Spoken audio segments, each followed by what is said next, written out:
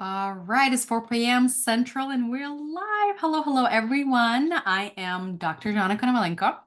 I'm going to introduce myself in a second.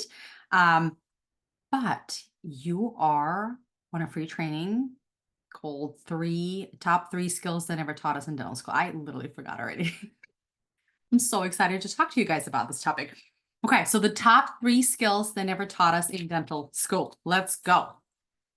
Well, let's make sure my desk doesn't move.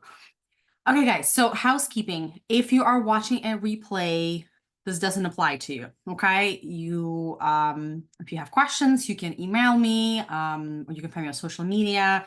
That's how you can do any follow-up. If you are here live, here's what I want you to think about. This is a webinar format.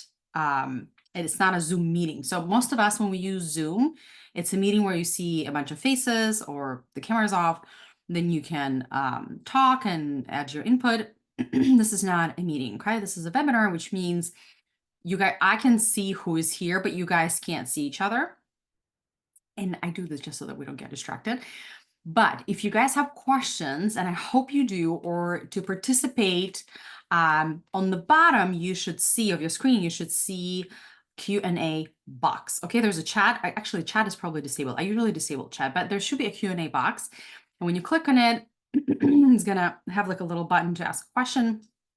Pretty sure these are anonymous. So, I can see your questions, guys, but you can see each other. So this is the way through the whole training to communicate with me. You can stop me at any time. You can ask me any questions. I'll be checking the box as we go. And then again, for those who are listening to the replay, obviously you guys don't have that option. So you can just email me or send me a message on social media and I'll be more than happy to answer all the questions. Okay, housekeeping hopefully is out of the way.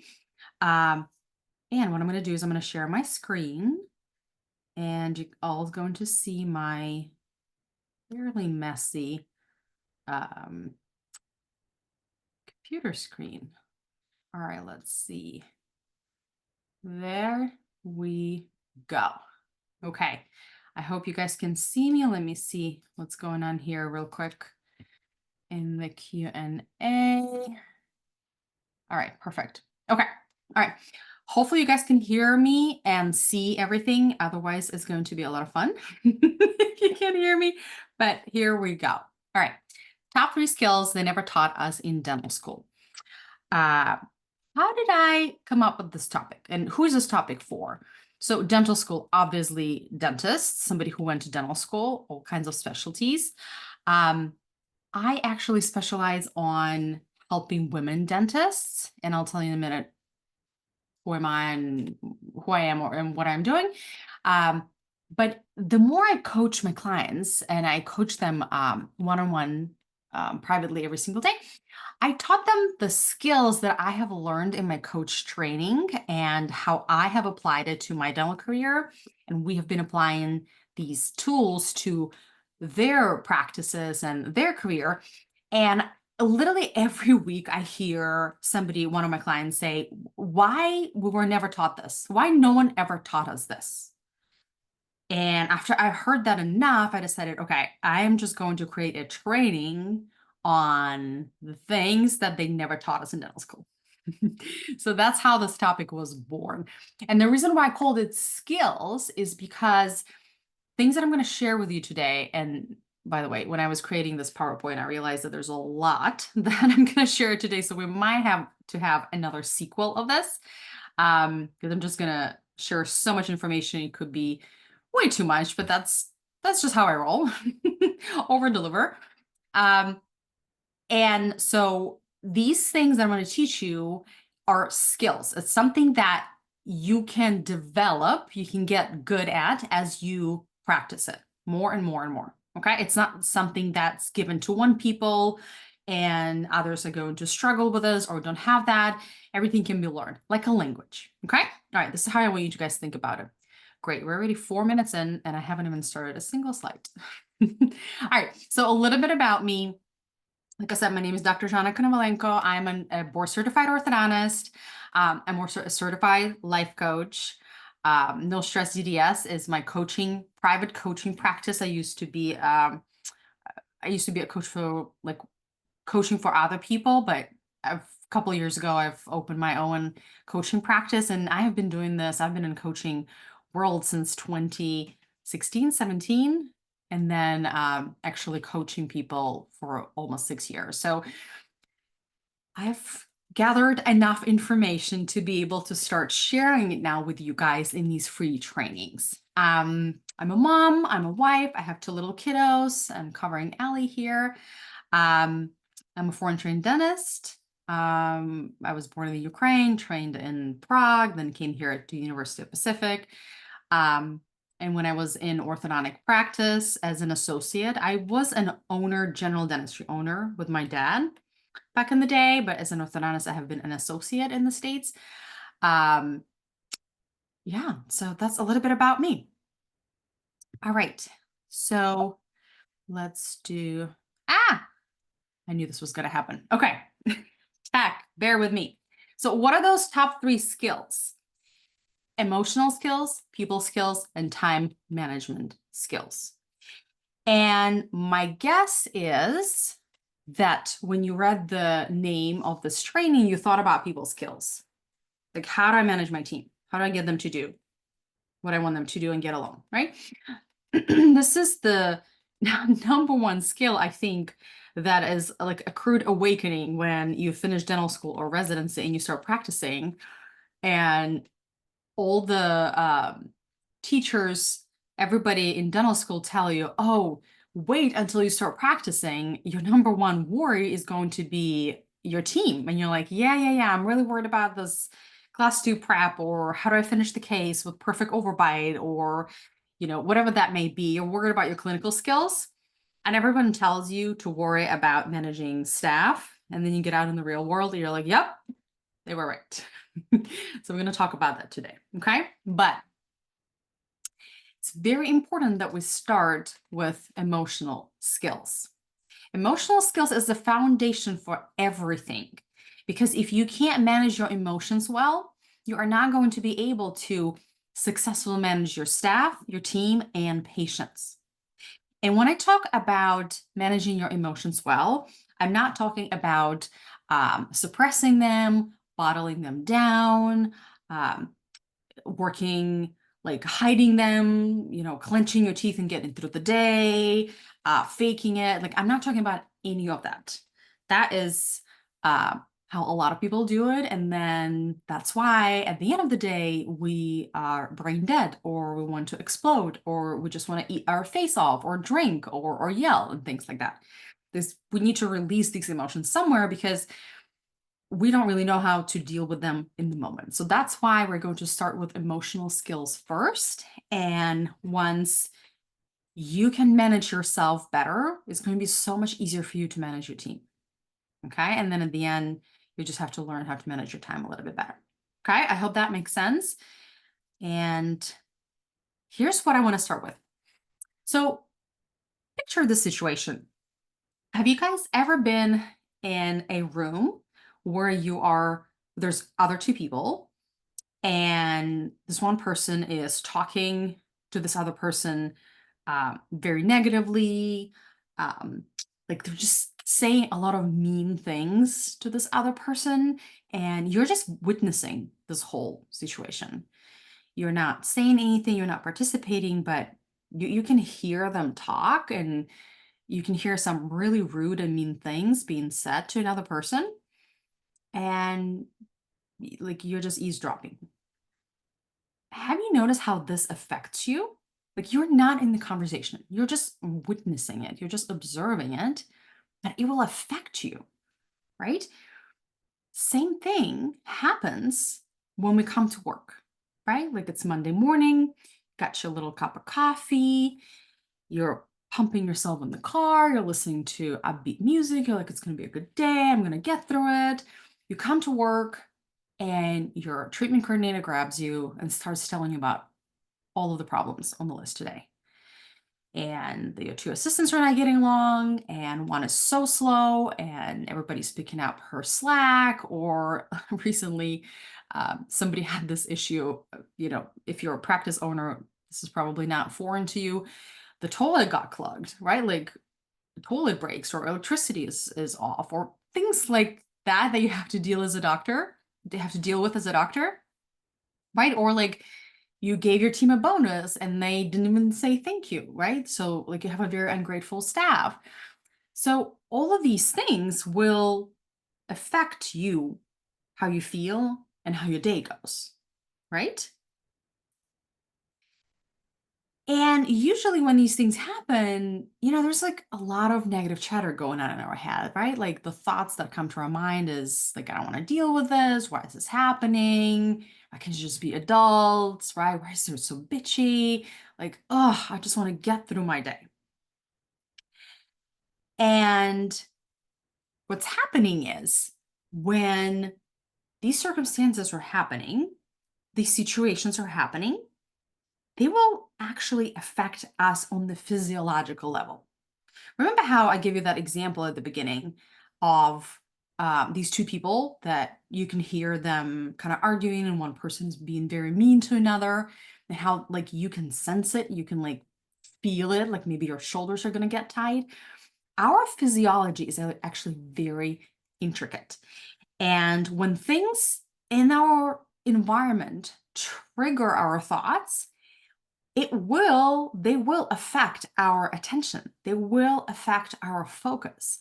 They will affect how well we do even clinical dentistry. For sure as hell, they will affect how well we lead, how well we talk to patients, our team, our attitude, all of these things. It's such a mental aspect.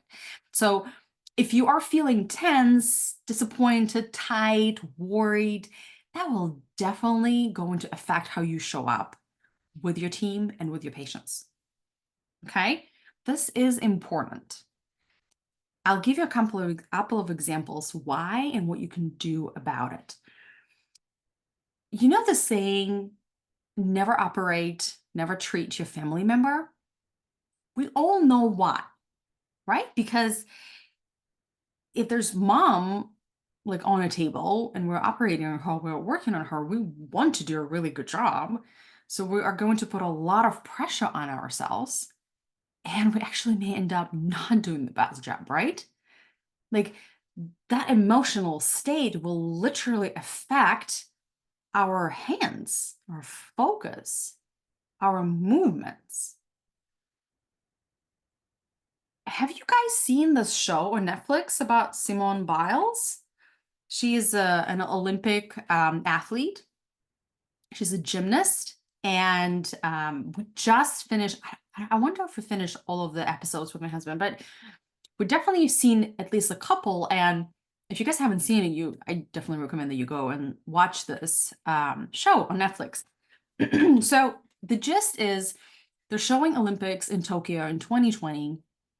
And she is like the renowned world best of the best gymnast, like Olympic level gymnast, right? And actually, I wonder if she's in Paris right now. Anyway, and so she wakes up that day before she's going to go and compete at the Olympics, and she has this like bad intuition, like something is going to happen. Like I just have this bad feeling. And then she performs the maneuver and she makes a mistake. And she has never made a mistake, at least in this maneuver, ever. I don't know the exact terminology. But she does this whole flip and then she makes a step. And everyone goes, oh my God. She has never, even during practice, she has never made this mistake. And I always watch these things and I can't help it, but I am looking through all of everything in my life now through the lens of being a life coach, through a coach lens. And the narrator in this show says her body and her mind stopped talking to each other. That could be her who said that. But that really struck me because this is such a prime example of if your mind and your body are not on the same line, then even our bodies cannot perform, right? Like she couldn't perform the maneuver. And all of this has to do with that rhetoric that's going on in your head. Like, what are you telling yourself? I don't think she shares in the show what she was talking about, but this is like such a perfectly documented example of what I'm trying to show you guys. is how what's going on in your practice will trigger some thoughts, which will literally show up in your physiology, not just in how you talk to others, but also what you do and how you do it. It's very important to understand this. This is EQ, emotional intelligence, the connection between your thoughts and your body. And remember again that first example of how you are eavesdropping, you're just witnessing these two people talking, and one of them is really mean, like saying really mean things. So you feel the effect of that situation, like that affected you. But the same thing happens when you're just having these thoughts in your head, when you're just talking to yourself without noticing, or when you're complaining to somebody or you're saying something negative, maybe something happened and you're blaming this person and you're just trying to vent, right? Like it could be just you just vented, it's one off, it's no big deal. But if you do it often, what's going on is you are witnessing yourself thinking, and you're thinking pretty negative things, or witnessing yourself talking. And you just think that you're talking to yourself in a way that feels very warranted, but you don't realize that you are also at the effect of how you talk to yourself. Now, here's the challenging thing about life. We want, amongst many other things, but we want other people to behave in a way that makes our life easier, right? We want people to be nice and kind and encouraging and supportive. And we want our team to get along and just be lovely, because then it's going to be, our life is going to be so much easier. And yet we can't control others, and we can't control how they react and what they say to us. But instead, we can't control things that we are saying to ourselves. Ironically, first of all, nobody teaches us that. That's why I put it as one of the skills that no one ever taught us in dental school, which is funny enough, right? This is part of what we deal on every day, on a daily basis as a doctor, but nobody prepared us for that, right? And so I want you to realize the importance and the power that you have over that negative talk, that negative rhetoric that's going on between your ears, which is, by the way, very normal. Negative is very, very normal. It's just not useful for you to have a good day and do what you want to accomplish with your team. Okay. So you want to start noticing that your own communication, and I would really invite you to see it as an opportunity to say things to yourself that you actually need to hear and you want to hear, things that are going to make you feel better. And I'm going to show you in a minute how to do it. So imagine you walk in and your treatment coordinator is complaining about, this is an actual example of one of my clients. There's a constant war between the front desk and the back office. So imagine you are walking in and your TC is already complaining about a million of things, right? And this will immediately normally trigger something in you like, oh, I don't want to deal with this. Like, why can't they just figure it out? They're adults. Why can't you just guys be adults? Like, I have so much on my list, right? And your brain is hearing it, and it's making you tense, and it's making you annoyed and irritated. And then you go to your office to respond to an email from your colleague or a patient, and you're already irritated. So your response is already going to be a little bit shorter. And then you start beating yourself up for not being nice. And then you go sit at a chair to see your patient who is non-compliant, and you're already losing patience with them because you are fuming, maybe just a little bit, or at least you're annoyed and you're irritated over that email and over the whole situation with the front desk and the back office or the clogged toilet. And so you are not going to do your best with this patient. You are not going to have the most productive conversation, right? But imagine going back, same scenario. You're walking in, opening the door, and the treatment coordinator starts complaining about the team, and here next to you is a practice consultant or like the best coach standing next to you, and they're witnessing this same situation. What do you think they're going to say about your treatment coordinator complaining about assistance? Like, do you think they're going to feel irritated, stressed, feel stuck? Probably not, right? And what's happening is on a day to day basis, you are your own practice consultant, you are your own coach. And so I recognize the strong urge. It's like, it's almost like pulling you. It's like this impulse to go into the negativity. I'm very aware of this. I have the same thing when any negative situation presents, my brain immediately wants to go into the complaining mode, blaming mode. Why did this happen? Or like scared that I might lose my license or the staff hates me or like why is it so difficult? Like I recognize that the pull towards negativity is very strong and it's normal. But I also want you to recognize that it's not very useful to go there. Because when you do, it will affect your entire physiology and what you say and how you say it. Okay. So I want you to, I think it's the next slide. So here's what I want you to do. I want you to become that coach for yourself. That's why people go and have coaches. That's why I coach my class. I literally just coached someone on this today.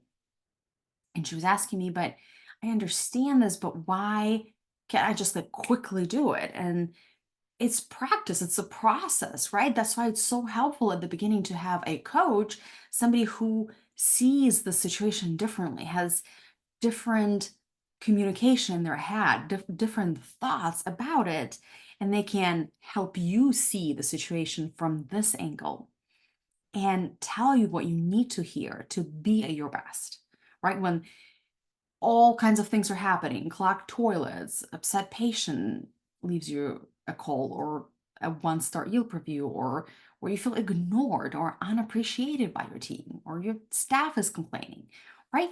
I want you to think about these situations and I want you to decide consciously ahead of time, what do you need to tell yourself when the situation happens next? Not wait for your brain to offer you something negative, because that's what it's going to do by default. But what do you wish a coach would have told you? What do you wish your best friend would have told you? Maybe who's a dentist and gets it. Or like a best practice consultant, what would they tell you in that situation? You want to consciously think about it and start applying it in your life. When you do this, you're not only will your days become so much better, but you will get so much more control over your own emotional mental state.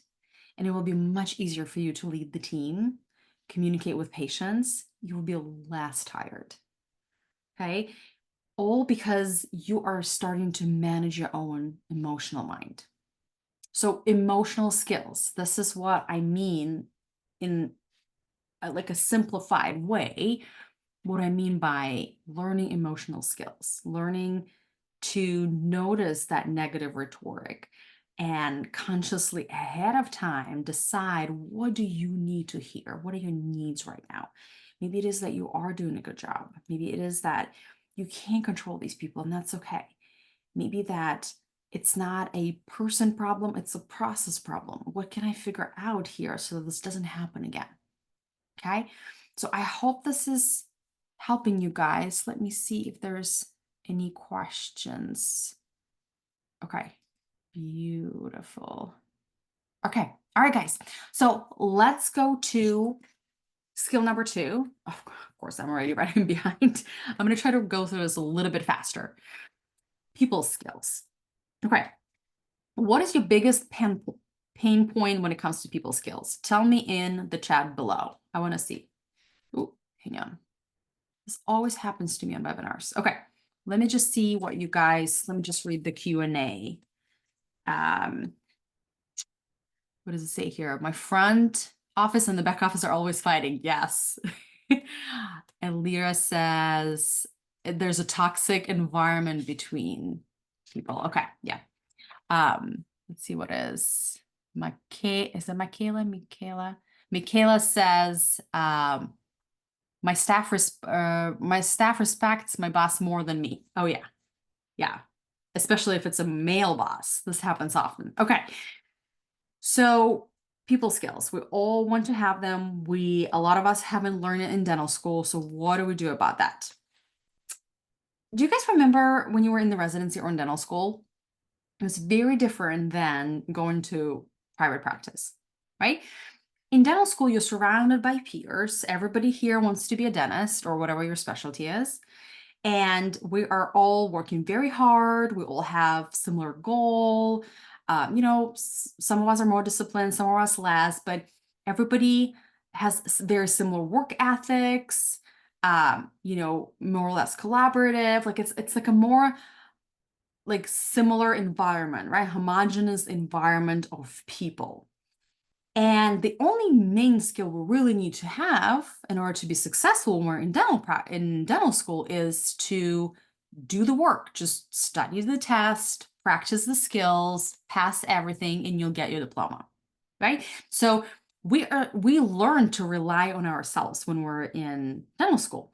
And then we start practicing, and suddenly, like, we're on the top, we're the doctor or practice owner, and we have our team, our staff, and they all go to us. They sometimes disagree, they want our opinion. So suddenly we don't have like that room full of colleagues to bounce ideas and have similar work ethics. Now it becomes less homogenous, right? Like it's more up and down emotionally, skill level, commitment level.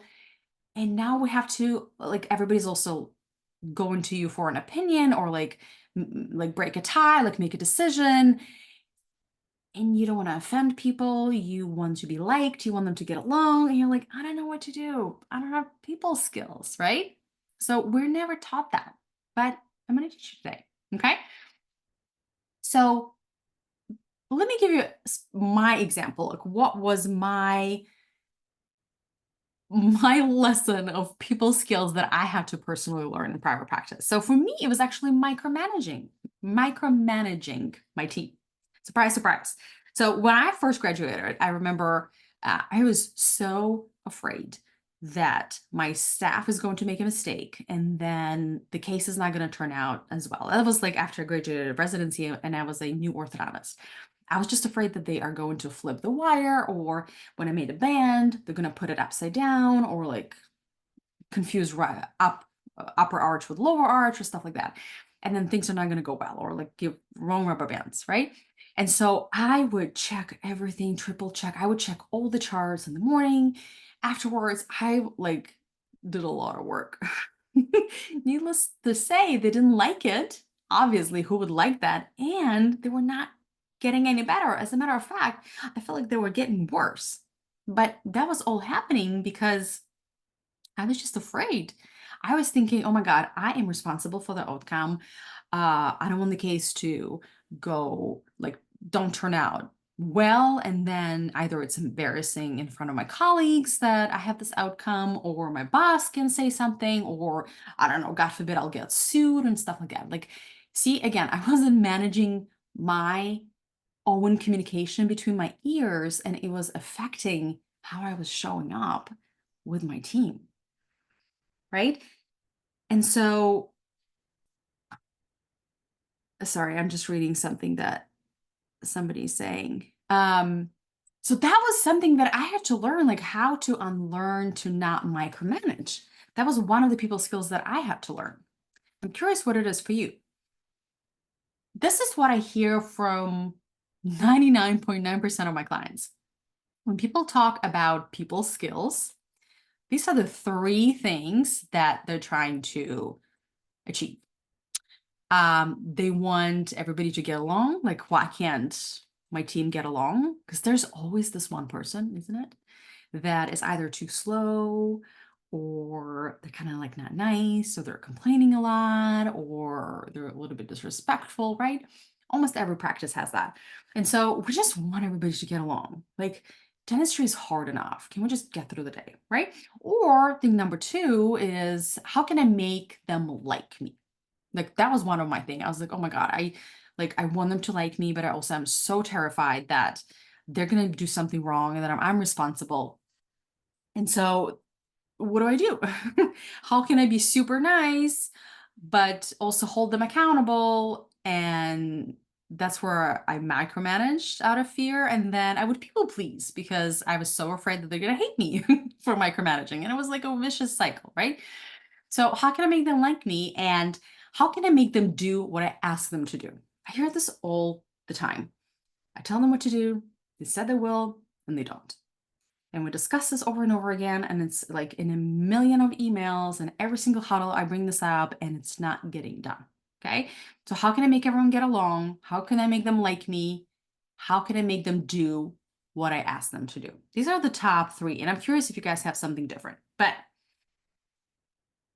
I will offer you that there are two ways to solve this. One is when people want to learn better people skills, when doctors come to me and they say, I want to, uh, they don't say I want to learn people skills, but what they say is, I want to motivate them better. I want to learn how to empower my staff. People say the word empower, like, they've been reading some self help. And I think we have this idea that if you just learned like the art of persuasion or like the art of negotiating or take like maybe public speaking classes or storytelling, right? Like, so you're interested and your team is actually paying attention to you in the huddle, right? Or like read all the books on conflict resolution. That was me.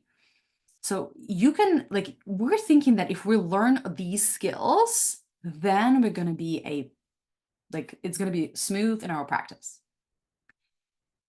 And I actually did do a lot of that stuff and it still didn't help. I'm not saying that it's not helpful and you're free to study all that, but I want to offer you that there's an alternative. There's a different way to have great people skills and accomplish all of those three questions without extensively studying psychology of human relationships. Okay. And I want to offer you that second way is based on kind of like pillars, three pillars. One is I want you to realize that the way your team is behaving is coming from their own negative rhetoric. Okay. So remember how first part of this training, I told you how your own negative communication in your head is affecting how you're showing up. Well, the same thing is happening for them as well, which means that when your front desk is complaining about your back office lead, it's not because one of them is like better or worse, but it's because of what front desk person is thinking about the back office lead. A lot of people may agree with the front desk, but it's still not necessarily like choiceless situation. Okay, so there's something running in their head. Why is this important? We typically try to go and solve the problem. Like, okay, I'm just going to retrain the back office, or I'm going to fire them, or I don't know, whatever. Like, we're trying to solve the problem. Problem is in their head. Okay. I just want you to remember this. Before you start jumping into what to do, just realize that there's something they're thinking. Okay. Second point is we cannot control other people. And this, and we're still trying to control others because sometimes we can influence them, right? Like that situation initial with two people arguing, that influences you, that affects you. And so, of course, what we say will affect other people, but it's like correlation, not a causation, right? It's not going to predictably make them do or say something. So I just found for me and for my clients, it's easier to think that I cannot control other people. Because when you think like that, you then have to start finding different solutions. So whatever they're thinking, whatever they're doing or saying comes from their own negative rhetoric. We can't control other people, and relationships between people are just their opinions about each other. Okay, I want you to keep that in mind. And that's why I said I think I need to do a sequel on this training because there's so much to unpack here. But for now, maybe take a screenshot of this. Okay, so if those three things are true, then how can I make my staff behave, get along, and do what I want them to do?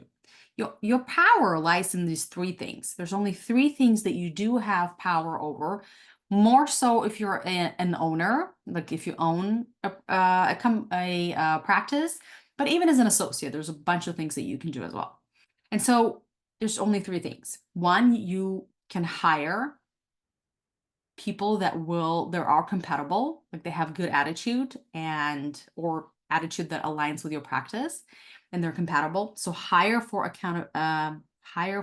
attitude.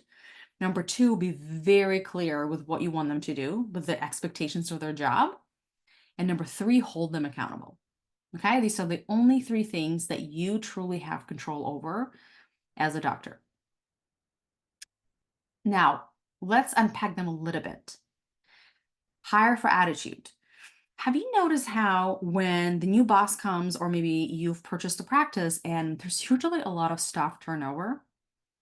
Like a lot of the time, the old staff is just not vibing with us or not vibing with each other and maybe like with our vision.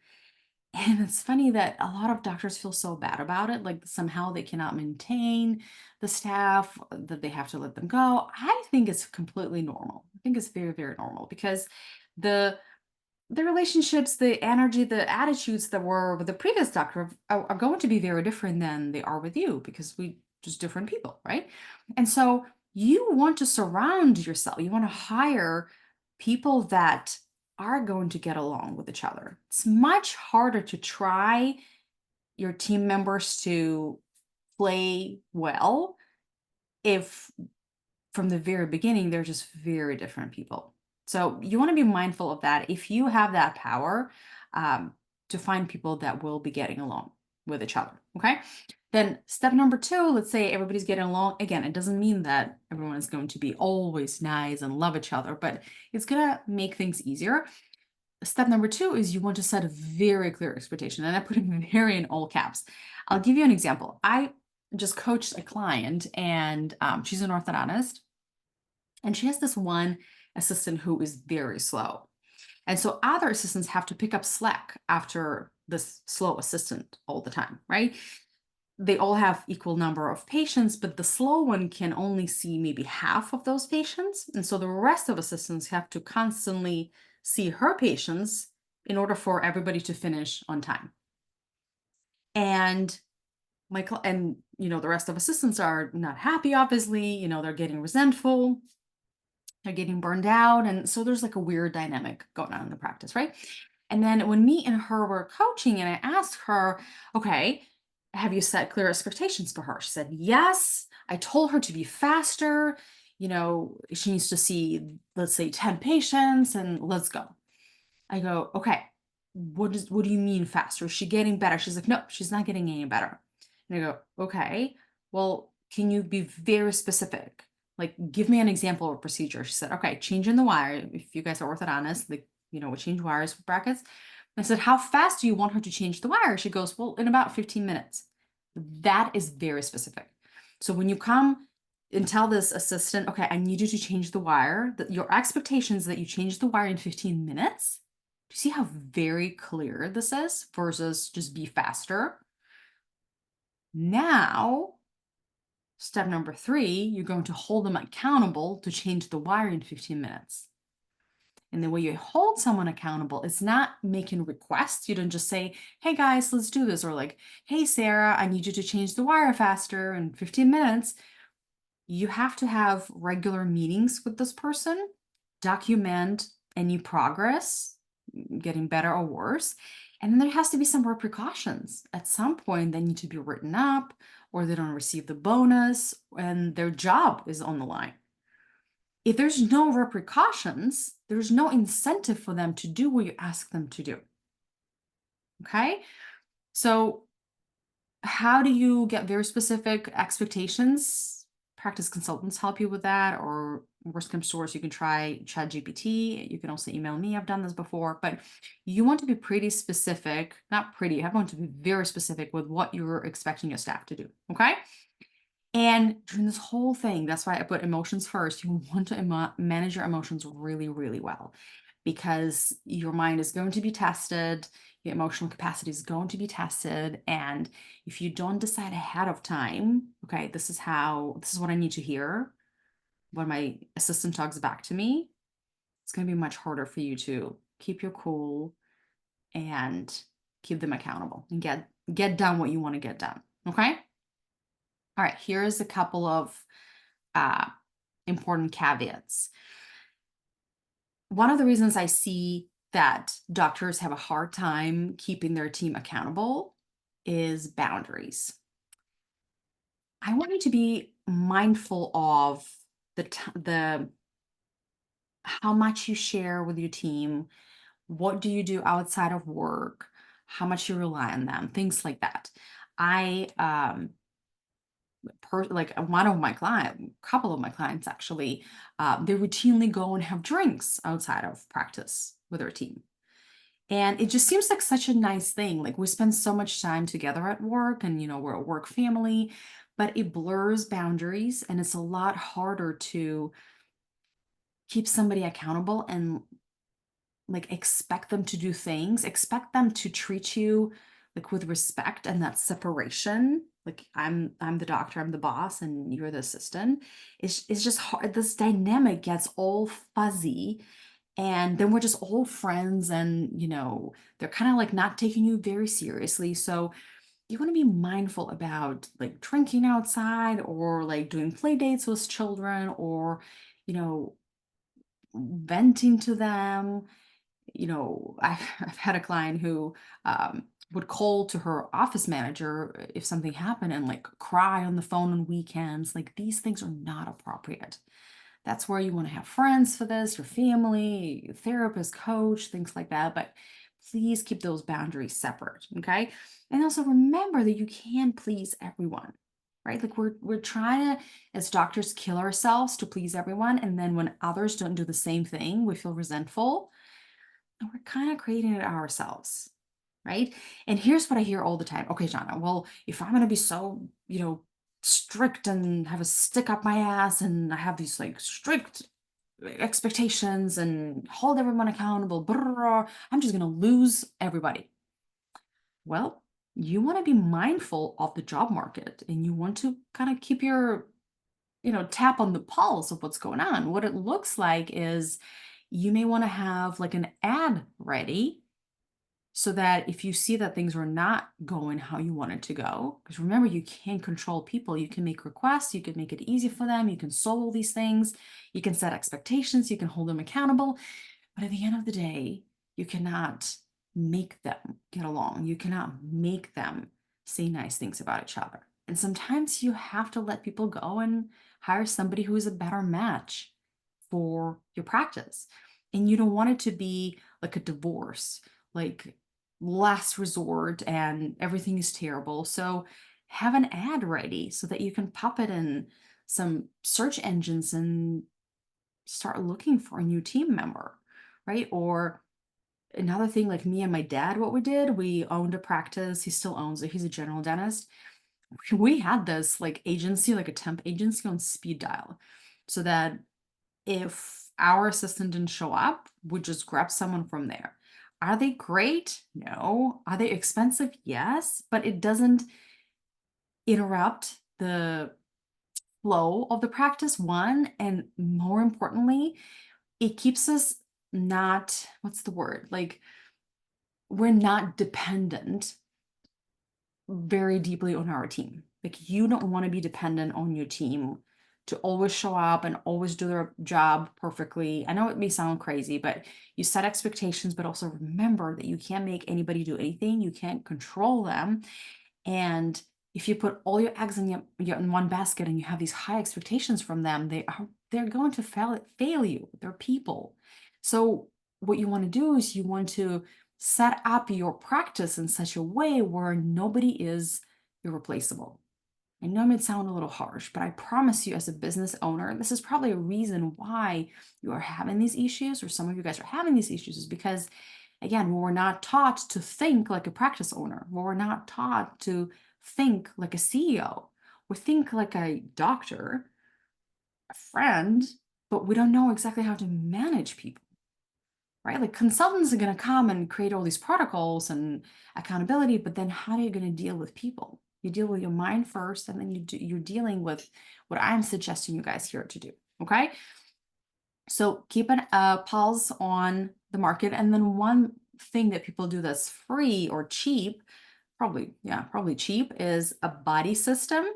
So you can get some friends, dentists who like in the area, and have this agreement so that if your team member no shows or quits, if they have somebody available, maybe they don't work that day, or maybe they're kind of slow that day, that you can grab one of their assistants or one of their front desk and have that person work for you for one day or whatever, however many days. It is much cheaper than having like a temp or looking for someone else and stuff like that. So these are a couple of ideas of what you're going to do if everything fails.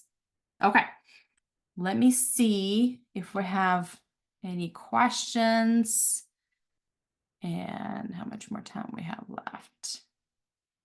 Okay, great. All right, guys. So last one are time skills. Here's the number one thing I hear on so many of my coaching goals. Like, so many of my clients come with this thought: I have so much going on. You know what? You do. Like, when we're in dental school, we had curriculum set up for us. We had structure, right? Or in the residency, it's less structures, but there's still, curriculum, and there's exams, there's these expectations and things like that. So we just have to manage our personal time outside of it, right?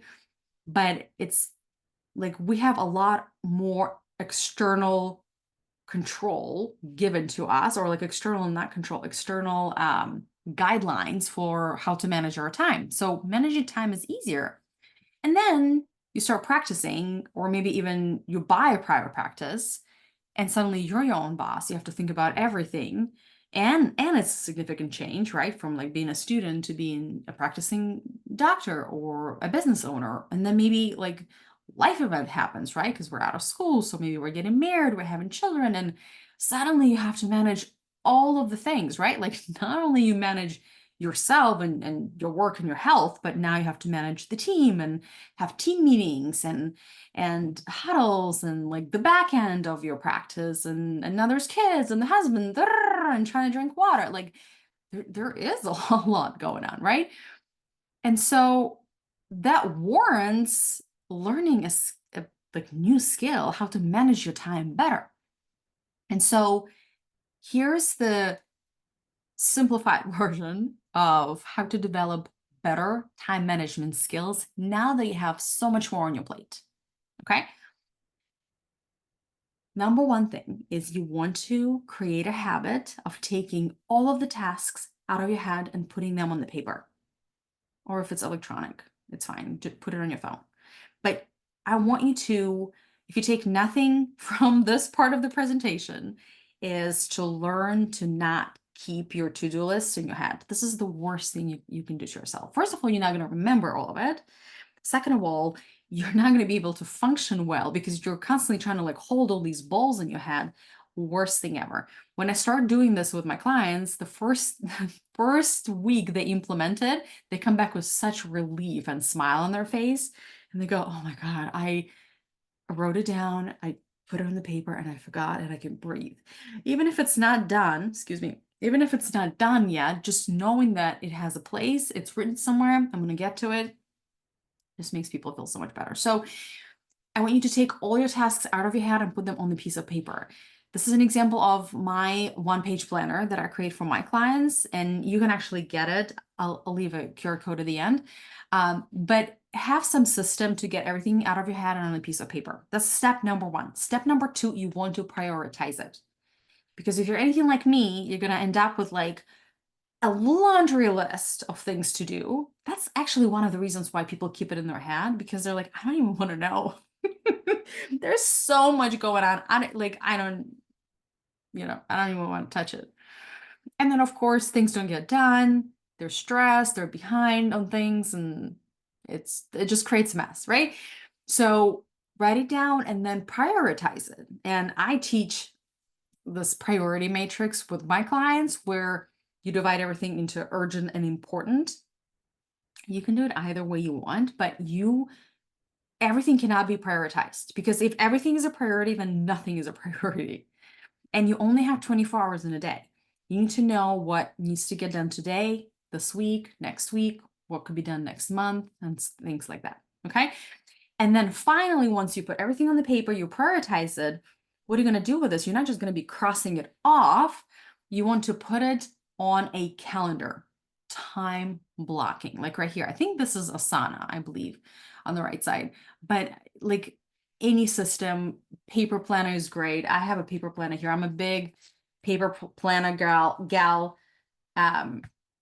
Electronic paper doesn't matter, but you want to start blocking your time for literally everything, like commute, workout, work, charts, personal, gym, go out with friends, go on apps to meet dating apps to meet a guy. Like a couple of my clients, I'm helping them date and find a partner, and I teach them to prioritize online dating, like going through apps and responding to guys and sorting through the new ones on their calendar.